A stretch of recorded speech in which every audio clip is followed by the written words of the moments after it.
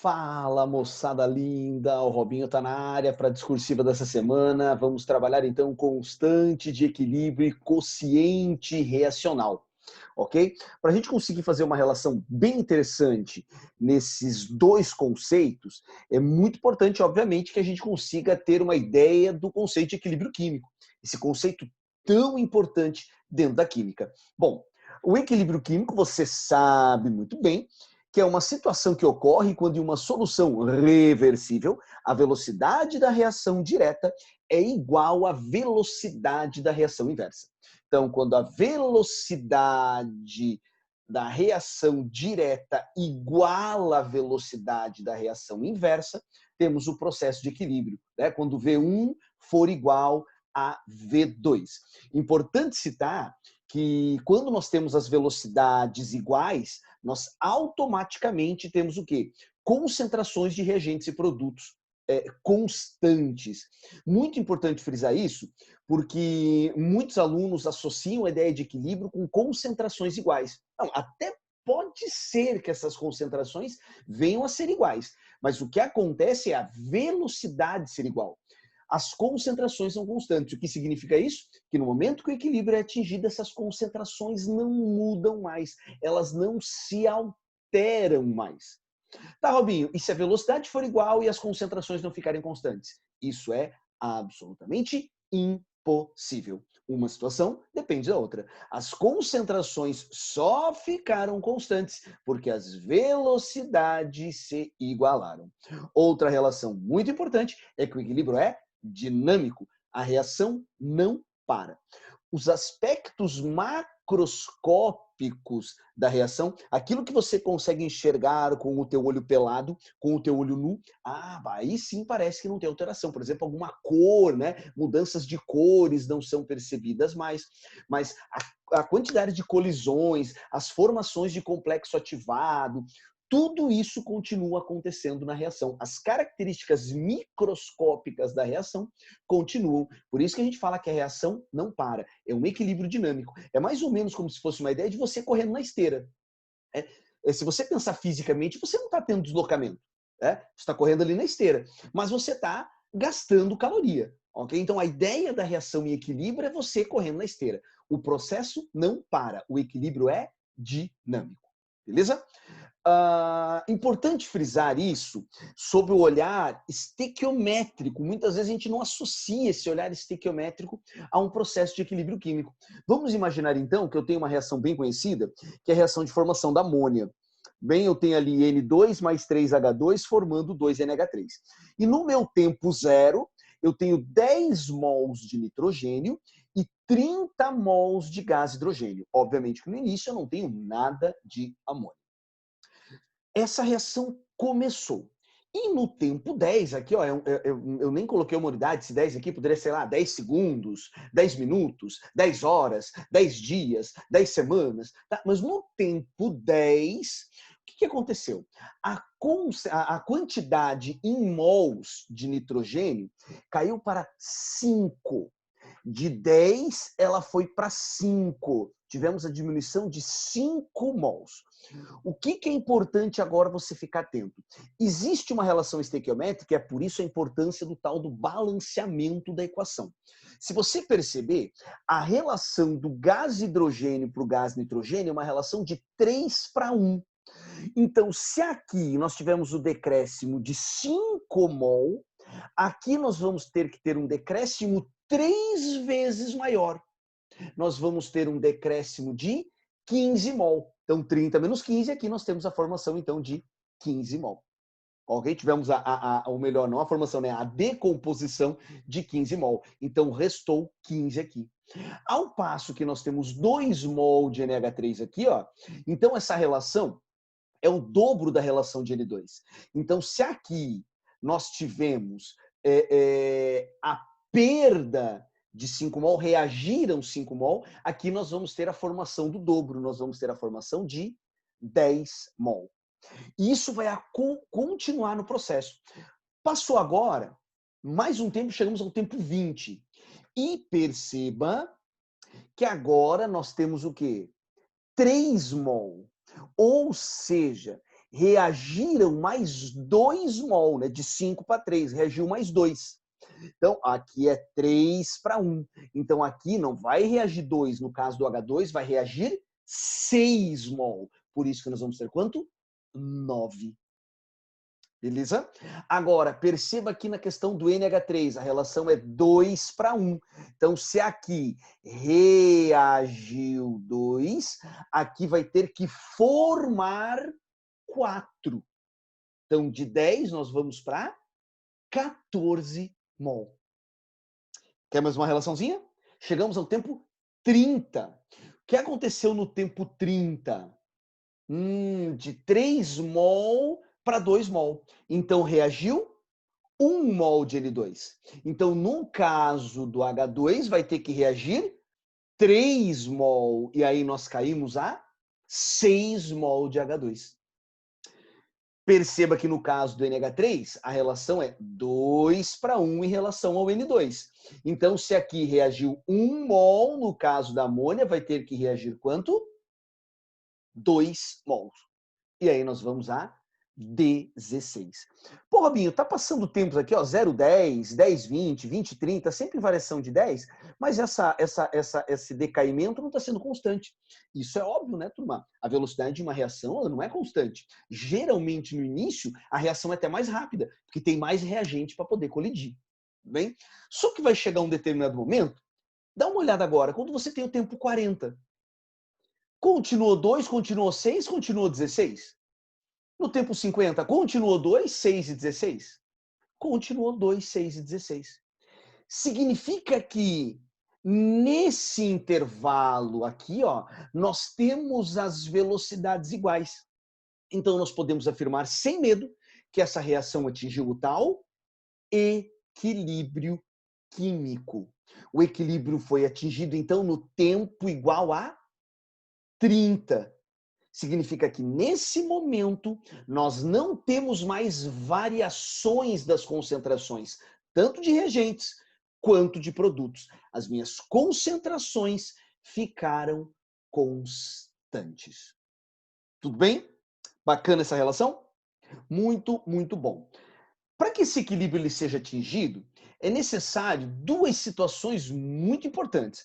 Obviamente que esse sistema encontre-se no recipiente fechado, tanto que em provas de vestibular é muito comum as questões de equilíbrio químico, elas virem sobre dois tipos de olhares, né? Ou um reator, por exemplo, industrial, ou reações que acontecem no nosso corpício, no nosso corpo humano, tá? São sistemas fechados, são sistemas onde acontecem reações de equilíbrio. E, obviamente, que essa temperatura fique constante. No decorrer da aula, debateremos mais essa questão da temperatura relacionada a equilíbrio químico. Beleza? Então, temperatura sem variação. A temperatura constante, recipiente fechado. Legal? Muito, muito bom. Vamos fazer uma análise gráfica agora para a questão do equilíbrio químico. Eu trago para você agora uma curva com reagente. Obviamente, o reagente é aquela curva onde você tem diminuição da concentração. Os reagentes são consumidos. E eu tenho os produtos. O produto é o quê? Formado. Aonde que a reação atinge o equilíbrio químico? Nós estamos falando de concentrações, então é no momento que elas ficam constantes. Então, a partir desse momento aqui, ó, que teria um determinado, se ele quisesse saber quando que foi atingido, obviamente nesse gráfico nós teríamos um valor aqui do tempo. Mas é a partir desse momento que a reação atingiu o equilíbrio. E eu posso fazer uma relação bem importante, dizendo que essa reação é uma reação de baixo rendimento. Por que de baixo rendimento? Porque no equilíbrio químico nós temos mais reagentes do que produtos. Obviamente, sobre o olhar industrial, sobre o olhar de uma indústria, isso aqui seria uma reação muito ruim. Nós temos muito reagente e pouco produto no equilíbrio químico. Legal? Mas nós podemos ter um segundo tipo de gráfico. Né? Eu tenho aqui, ó, a curva em azul, obviamente, o produto, a curva em vermelho, o reagente. O reagente sofre o quê? O reagente vai sendo consumido, enquanto que o produto vai sendo o quê? Formado. Nesse caso de equilíbrio químico, onde as concentrações ficaram constantes, obviamente velocidades iguais, esse é um caso interessante sob o olhar da indústria. Isso seria uma reação de alto rendimento. Por que de alto rendimento? Temos muito produto em relação ao reagente, temos mais produto em relação ao reagente. E, obviamente, teríamos um terceiro tipo de gráfico, que é quando a concentração do reagente é igual à concentração do produto. Então, eu vou classificar essa reação como de um médio rendimento. O que eu queria que você tomasse muito cuidado é que muitas vezes o aluno interpreta apenas esse terceiro gráfico como um gráfico de equilíbrio. Ele tem muito aquela ideia do igual, né? De igualar. Mas não esqueça, o que iguala é a velocidade. E esse gráfico, por isso que é importante ler os eixos dos gráficos, né? Isso aqui é um gráfico que traz concentração. E as concentrações precisam estar constantes. É que nesse terceiro gráfico, além de concentrações constantes, elas estão iguais. Ok? No equilíbrio eu tenho, inclusive, concentrações iguais. Então eu trago aqui para você uma reação de médio rendimento. Beleza isso aqui? Muito bom. Bom, galerinha, saímos da análise gráfica e vamos agora pensar numa relação matemática. Como é que a gente interpreta um equilíbrio químico? Um equilíbrio químico é interpretado a partir da sua constante de equilíbrio, que é o chamado Kc. Isso aqui é uma grandeza muito importante para a análise de um equilíbrio químico. Mas antes de interpretar o que significa constante de equilíbrio, vamos aprender a montá-la. Tá? Um equilíbrio químico, nós temos, por exemplo, uma reação A mais B formando C mais D, uma reação genérica. Um equilíbrio é sempre formado a partir do quê? Da concentração dos produtos sobre a concentração dos reagentes. E não me esqueça que ela é sempre elevada ao coeficiente estequiométrico do processo. Tomar cuidado para não confundir com equação de velocidade. Na equação de velocidade nos interessa quem? Os reagentes apenas. Quando eu tenho um equilíbrio químico, eu vou fazer reagente sobre produto.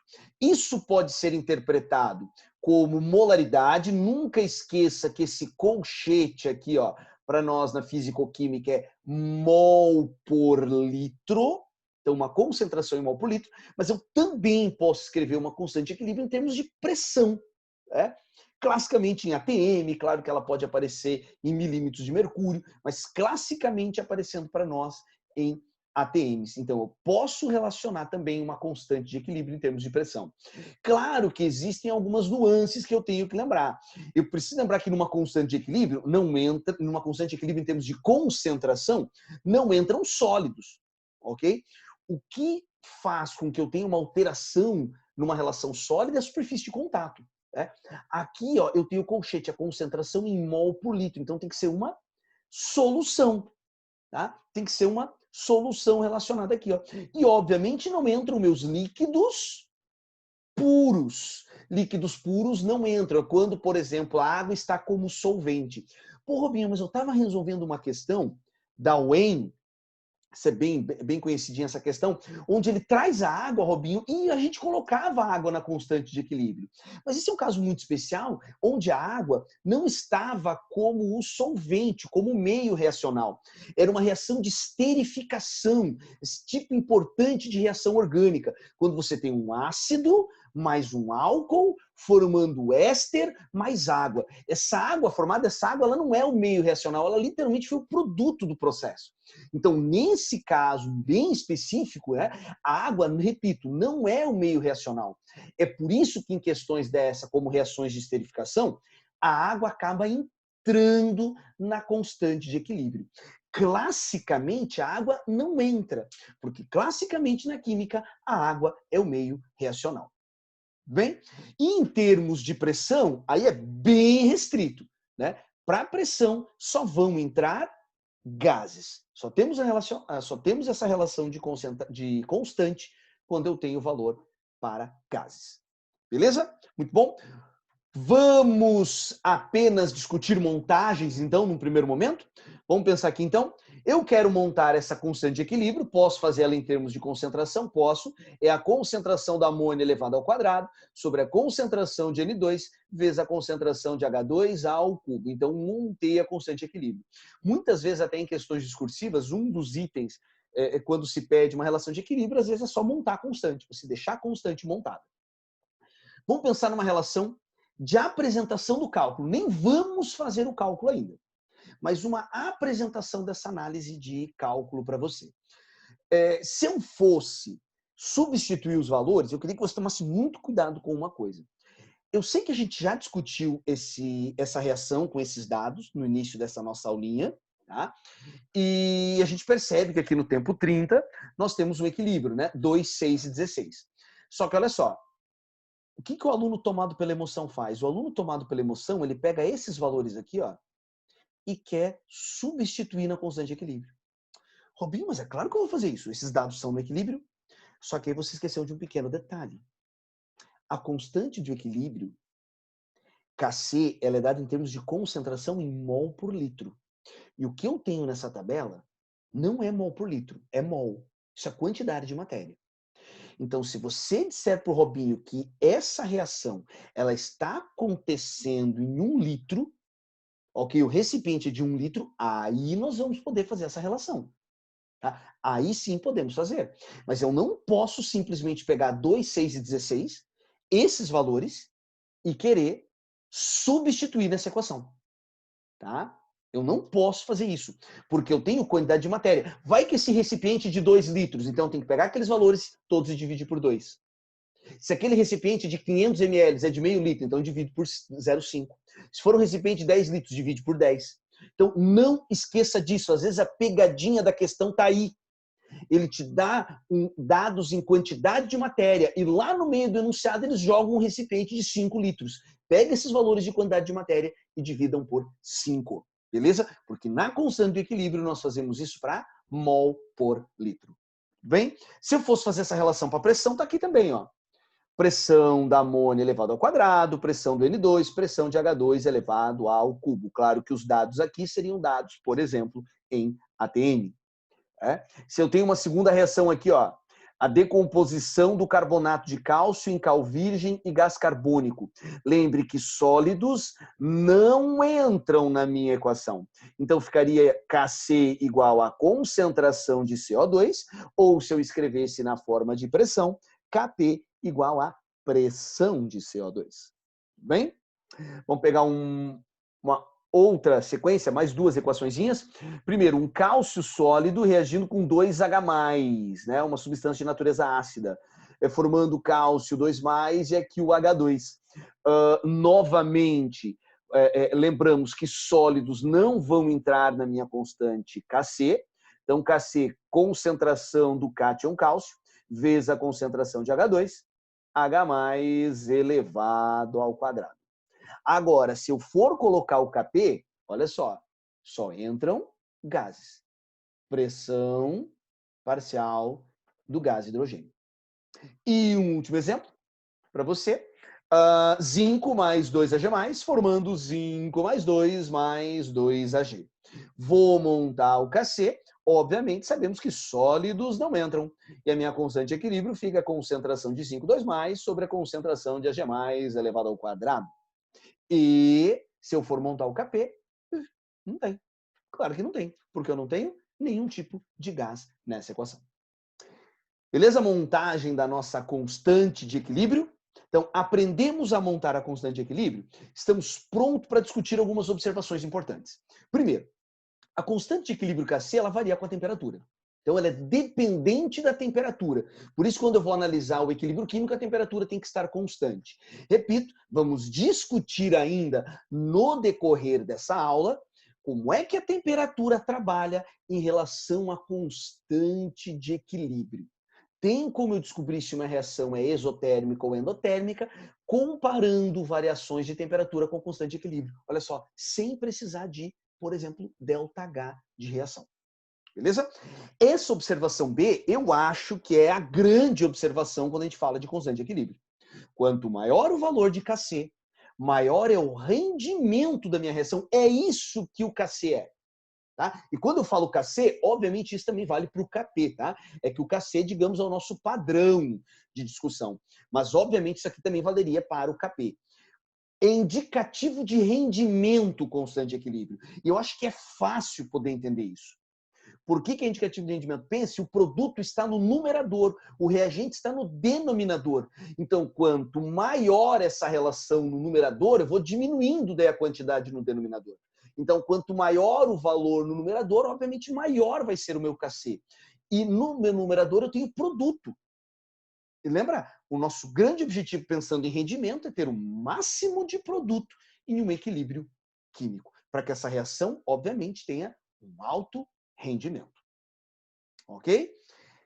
Observação C. O valor numérico de Kc, ele depende de como é escrita a equação química. E aí, como é que isso pode cair em prova? Em comparações de escrita de equação. Espia só essa equaçãozinha que eu trago para você. Meio mol de H2, meio de 2 formando HI. E eu posso escrever a constante de equilíbrio, né? HI sobre H2 elevado a 1 meio e 2 elevado a 1 meio. Só que agora, essa mesma reação, eu estou colocando H2 mais I2 formando 2HI.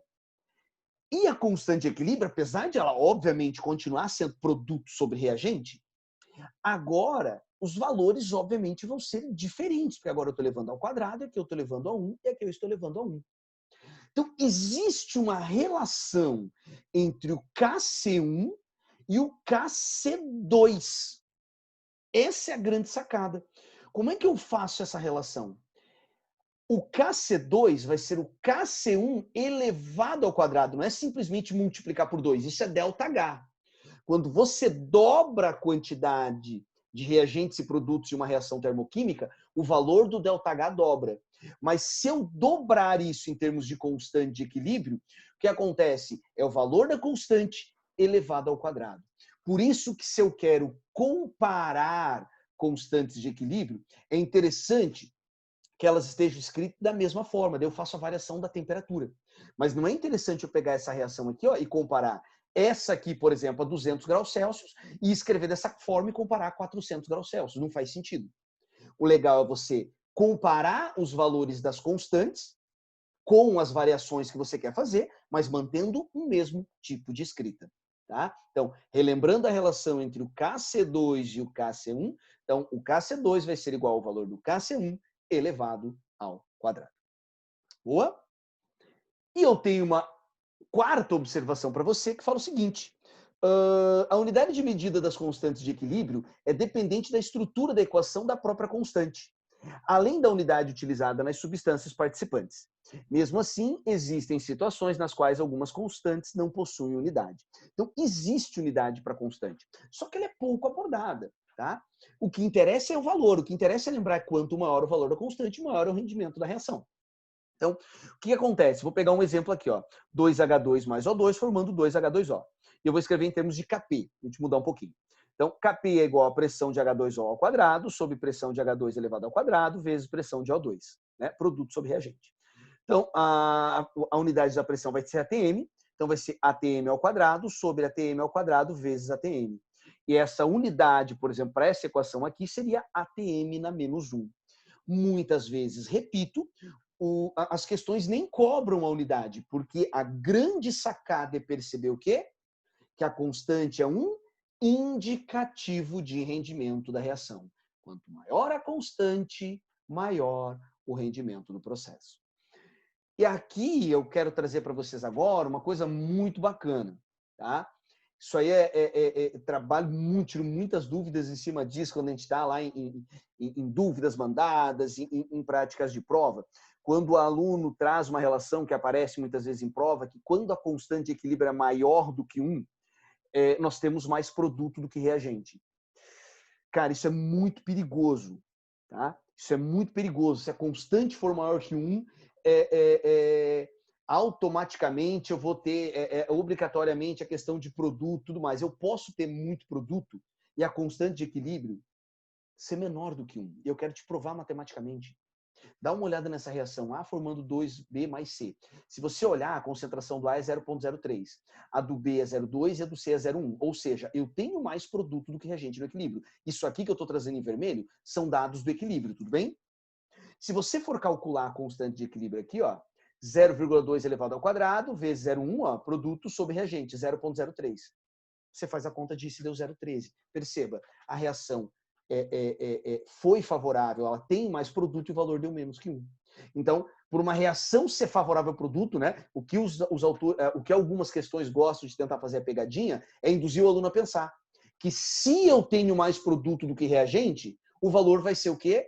Maior do que 1. Porque você pensa a relação produto sobre reagente. Só que não esqueça que esses valores, eles podem ser valores de concentração menores do que 1.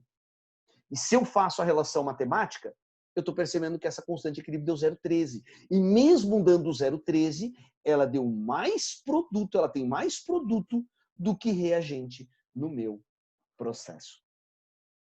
Bacana?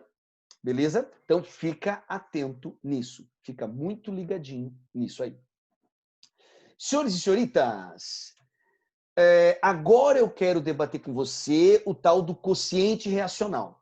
Vimos a constante de equilíbrio, essa grandeza importante, e agora eu quero que você observe o quociente reacional. Então eu tenho uma reação, obviamente, reversível, reagente convertendo em produto, e depois o produto se regenerando, voltando a ser reagente. Quando a reação atinge o equilíbrio químico, você pode calcular uma constante K, né, um Kc, que vai ser o quê? Produto sobre reagente. Só que nós podemos fazer essa relação produto sobre reagente, só que a reação não está em equilíbrio ainda. Em qualquer outro instante.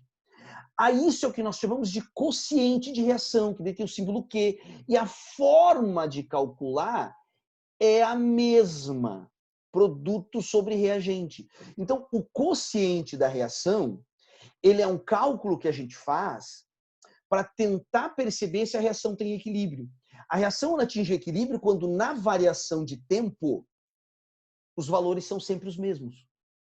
Tá? Então, essa que é a importância da relação do QC. O quociente reacional são cálculos que a gente faz para conseguir encontrar a constante de equilíbrio. Então, antes de analisar o equilíbrio, você vai fazendo essas contas produto sobre reagente. Você vai fazendo. Só que quando não é o valor das velocidades iguais, aí nós chamamos de QC, chamamos de quociente reacional. Bem, eu vou mostrar uma questão e agora você pode inclusive dar um pause no videozinho e ir lá na pasta do Robinho, porque tem 2 questões para a gente fazer em aula, 2 questões para a gente fazer em sala. E depois eu vou fazer uma terceira, só que essa vai ser uma questão objetiva e essa vai estar aqui só bonitinho no slide para você. Mas as 2 questões que a gente vai fazer agora tá lá na pasta do Robinho, né? Essa mesma pasta onde você abriu o vídeo para aula, vai estar esses 2 exercícios para a gente fazer juntos. A questão fala, na troposfera, o ozônio reage com óxido de nitrogênio e produzindo oxigênio e dióxido de nitrogênio, cuja constante de equilíbrio, ele já deu, a constante de equilíbrio é 6 vezes 10 na 34. De acordo com as concentrações descritas abaixo, verifique se o sistema está em equilíbrio, justificando sua resposta. Então, olha só, ele deu as concentrações, tá? O3, NO, O2 e NO2. E o que a gente vai fazer? A gente vai verificar se esse processo está em equilíbrio. Então, eu não sei se ele está em equilíbrio, tá? Eu não sei. Então, eu montei a reação NO mais O3, de acordo com o que está no texto, formando NO2 e O2. Dados estão aqui. Como eu não sei se esse processo tem equilíbrio, eu vou calcular uma coisa chamada QC, que é o quociente reacional. Tá? Eu tenho essas informações. Ele me deu determinadas concentrações. Tá? Eu estou substituindo, peguei o valor do NO2, lembra? É produto sobre reagente, e vou pegar também o valor do O2. Então, eu peguei aqui 2 vezes 10 a menos 4 e peguei o 8 vezes 10 a menos 3. Não esqueça, produto sobre reagente. Vou pegar os valores dos reagentes.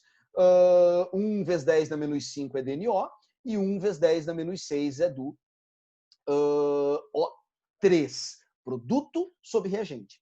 Eu calculo essa brincadeira, né? 8 vezes 2, 16. 16 vezes 10 na menos 7. 1 vezes 1, 1. 1 vezes 10 na menos 11. E eu vou achar um QC igual a 1,6 vezes 10 na 5. E com essa relação, o QC ele está diferente do KC. A constante de equilíbrio foi dada no texto.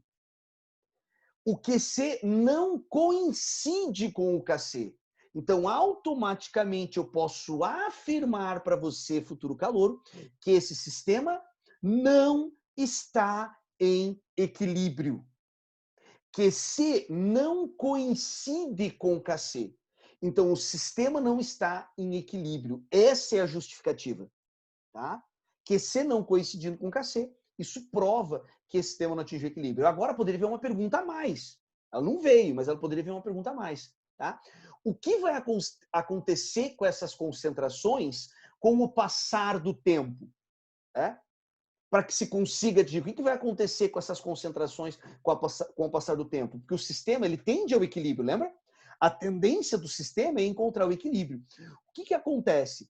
Como o QC deu menor que o KC, ó, aqui é 10 na 34, aqui está 10 na 5, o que precisa acontecer? Para esse valor aumentar, eu preciso aumentar o valor do numerador. E o numerador é quem? O produto.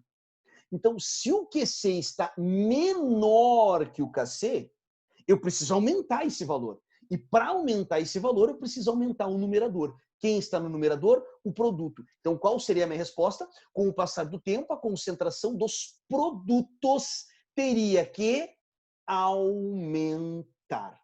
Por consequência, eu tenho diminuição da concentração dos reagentes. E dessa forma, eu vou conseguir aumentar o valor até chegar onde? 6 vezes 10 na 34. Entendeu a dinâmica do quociente reacional? Tá? O quociente reacional é o cálculo que nos indica se esse sistema realmente atingiu o equilíbrio. Tudo bem? Vamos dar uma olhada na segunda questão, que tem uma tabela para ser completada. Vamos dar uma olhada bonitinho? Então, ele fala que tem um íon complexo, que pode existir na forma de dois isômeros geométricos A e B, que estão em equilíbrio, isômero A e isômero B, relaçãozinha 1 para 1. Nessa experiência realizada a temperatura constante, em que se partiu do isômero A puro, foram obtidos os seguintes dados da concentração desse isômero em função do tempo em segundos. Veja na tabela a seguir. Então, ele deu o tempo aqui ó, de 0 até 3.000. E aí ele pede na letra A, obtém os dados da concentração do isômero B e construa uma tabela desses dados para todos os tempos indicados. Então, vamos lá. Ó. Eu estou no tempo 0. Aqui é 11.6. Tudo bem? 11.6. Se eu estou no meu tempo 0, o A é o reagente, o B é o produto, obviamente aqui vai ser 0. Reação não começou ainda. Não tenho nada de produto. Agora, chegamos ao tempo 100. O que você percebe? Que houve um consumo de 0,3. De 11,6 veio para 11,3. Se houve um consumo de 0,3, do outro lado vai ter uma formação de 0,3. Perceba que a relação ela é proporcionalzinha, bonitinha. Aqui ó, é 1 para 1. Isômero A para isômero B. A relação é 1 para 1. Se fosse 1 para 2, aqui obviamente não formaria 0,3. Então formaria 0,6. Se fosse 1 para 3, formaria 0,9. Essa aqui é a relação. Beleza? Mas aqui a relação é 1 para 1. Então perceba que aqui, ó, 0,3 de novo, ó. Decaiu 0,3. Então aqui vai formar 0,3. Então eu vou passar a ter quanto? 0,6. Agora perceba que decaiu 0,5. Então aqui vai formar 0,5. 0,6 com 0,5, 1,1. Aqui decaiu 0,3. Então, aqui vai formar 0,3 e a gente vai bater 1,4. Aqui decaiu 0,2. Aqui vai formar 0,2. Vamos a 1,6. E agora você percebe que de 2.000 a 2.500, de 2.500 a 3.000, a concentração do isômero A continuou em 10, enquanto que a do B, obviamente, vai continuar 1,6. Poderíamos analisar isso e ele pedir para a gente em que momento que a reação atingiu o equilíbrio. Então, seria nesse tempo 2.000 aqui, ó. É onde eu tenho o quê? As concentrações ficando constantes. Bacana? Na letra B, ele pede, inclusive, qual o valor dessa constante de equilíbrio. E quando ele pede o valor e pede para justificar, a justificativa é o próprio cálculo do processo. Tá? Então, a gente vai calcular a nossa constante de equilíbrio, 1,6 dividido por 10. Posso pegar os valores diretos, porque isso aqui está em mol por litro, ó, não é mol, ó, é concentração, ó, é colchete. Ó, tá? Então, é 1,6 dividido por 10, e eu vou ter uma constante de equilíbrio 0,16. Resolvemos a questão, a justificativa é o próprio cálculo. Só para ilustrar, se eu pegar um momento que as concentrações não estejam constantes, né? Por exemplo, aqui, ó, no tempo 200, tá? Então, se não os valores não vão ficar constantes, ó, você percebe na sequência ó, que teve variação de concentração. Então, se eu calcular o QC aqui ó, no tempo 200, ó, 0,6 dividido por 11, isso aqui ó, é constante reacional, não é constante de equilíbrio. Eu vou ter um QC de quanto? 0,054. Perceba que esse valor é menor do que a constante de equilíbrio. Ou seja, eu preciso aumentar a constante, o quociente reacional. Se eu preciso aumentar o quociente reacional, eu tenho que aumentar quem? Eu tenho que aumentar o produto e, por consequência, vai diminuir o reagente. E é isso que vai acontecer até chegar ao equilíbrio. Para chegar no equilíbrio, vai de 0,6 a 1,6, vai cair de 11 para 10. Beleza? Então, o 0,054 é o quociente reacional. Precisa aumentar o produto, diminuir o reagente para conseguir atingir a constante de equilíbrio. Bacana? Essa outra questãozinha que eu vou mostrar agora, ela nem é discursiva, é uma questão objetiva para você. Até mesmo, ainda antes, tem essa questãozinha, mas antes da questãozinha, deixa eu mostrar para você uma interpretação de constante de equilíbrio com temperatura. Aliás, fiz a maior propaganda lá no início da aula que a gente já distinguisse uma reação exotérmica ou endotérmica por comparação de constante de equilíbrio. Tá? Sem precisar de ΔH, eu consigo dizer se essa reação é exo ou endo. Tá? A análise é simples, mas pouquíssima gente acerta em prova. Isso aqui é considerado questão, por incrível que pareça, difícil quando aparece. Interpretar a reação exo ou endo por constante. Então, obviamente, tem uma reação que eu mostro para você aqui. Eu tenho uma temperatura de 300 Kelvin e 500 Kelvin. Então, obviamente, com diferentes temperaturas, eu tenho diferentes constantes de equilíbrio. A constante de equilíbrio foi uma observação que a gente fez. A constante de equilíbrio varia com a temperatura. Então, olha só, a 300 Kelvin, nós temos uma constante de equilíbrio 5,6 vezes 10 na 9. E a 500 Kelvin, eu tenho 7,4 vezes 10 na 3. O que você percebe? Que a constante de equilíbrio diminuiu com o aumento da temperatura. Então, nós aumentamos a temperatura e diminuiu a constante de equilíbrio. Constante de equilíbrio é indicativo de rendimento.